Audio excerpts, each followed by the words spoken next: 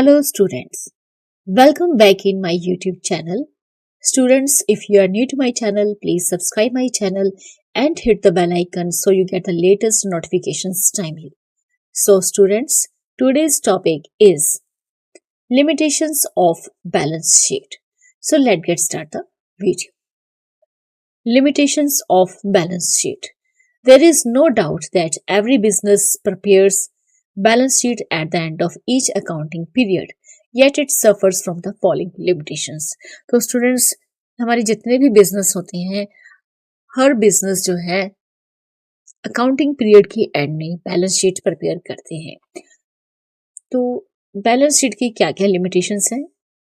So first point is some of the current assets are valued on estimated basis, so the balance sheet is not in a position to reflect the true financial position of the business. तो students, काफ़ी सारी assets जो हैं हम balance sheet में लिखते हैं. बहुत सारी हमारी जितनी भी एसेट्स होती हैं, करंट एसेट्स हैं, फिक्स्ड एसेट्स हैं, उनको हम लिखते हैं बैलेंस शीट में. लेकिन कुछ एक हमारी करंट एसेट्स ऐसी होती हैं जिनको हम सिर्फ एस्टिमेटेड बेसिस पर लिखते हैं.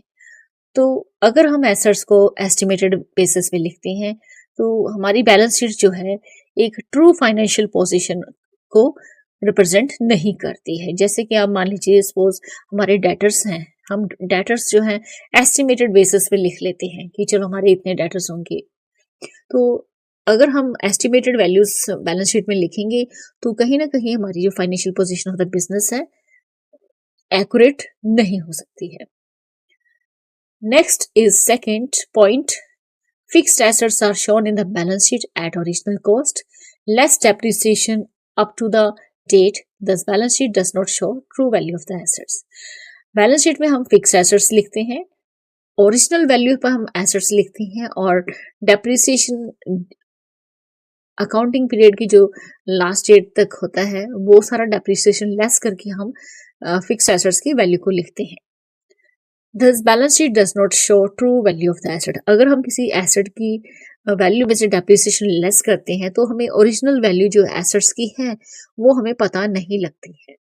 तो इस तरह से balance sheet does not show true value of the assets. हमें ये पता ही नहीं लगेगा कि जो हमारा प्लांट एंड मशीनरी है उसकी ओरिजिनल कॉस्ट क्या है, हमारी जो लैंड है उसकी ओरिजिनल कॉस्ट क्या है, बिल्डिंग जो है उसकी ओरिजिनल कॉस्ट क्या है, या फर्नीचर्स की ओरिजिनल कॉस्ट क्या है, क्योंकि वो सब कुछ डेप्रिसिएट करके हमने लिख दिया है बैलेंस शीट में. Next is third point. Balance sheet cannot reflect those assets which cannot be expressed in monetary terms such as skill, honesty and loyalty of workers. तो स्टूडेंट्स बैलेंस शीट जो है fixed assets, current assets को ही represent करती है. Balance sheet जो है ऐसी assets को एक्सप्रेस नहीं कर सकती जिनको हम मॉनेटरी टर्म्स में वैल्यू नहीं कर सकते. कुछ एसेट्स ऐसे होती हैं जिनकी हम मॉनेटरी वैल्यू एक्सप्रेस नहीं कर सकते, जैसे कि स्किल, ऑनेस्टी, हमारे वर्कर्स की लॉयल्टी. इसको हम मॉनेटरी वैल्यू में नहीं लिख सकते, नहीं मेजर कर सकते. तो ऐसी चीजें हम बैलेंस शीट में नहीं लिख सकते. तो इसलिए बैलेंस शीट जो है can not reflect such assets.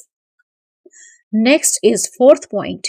Intangible assets like goodwill are shown in the balance sheet at imaginary figures which may bear no relationship to the market value. तो देखिए एसेट साइड में हम कुछ intangible assets भी लिखते हैं. Intangible assets जिनको हम देख नहीं सकते, टच नहीं कर सकते, वो होती है हमारी इंटेंजिबल एसेट्स. तो इसमें आती है हमारी एक गुडविल आती है जो कि बैलेंस शीट की एसेट साइड्स में हम लिखते हैं. बैलेंस शीट के एसेट साइड में लिखते हैं लेकिन इसकी कोई एक्चुअल वैल्यू नहीं होती. इसकी सिर्फ हम एक इमेजिनरी फिगर लिखते हैं कि हमारी सपोज जो गुडविल है मार्केट में वो इस वैल्यू तक हो सकती है, इस वैल्यू तक हो सकती है. एक इमेजिनरी फिगर लिख लेते हैं हम कि सपोज 2 लाख की है, 10 लाख की है या 5 लाख की है. कुछ इमेजिनरी फिगर्स लिखते हैं और जिसका मार्केट वैल्यू के साथ कोई रिलेशनशिप नहीं होता है. तो इस तरह से हमें इमेजिनरी फिगर्स कंसिडर करनी पड़ती है for goodwill. So students, in this video you have learned about the limitations of balance sheet. So students, in this video only this much. Thanks for watching.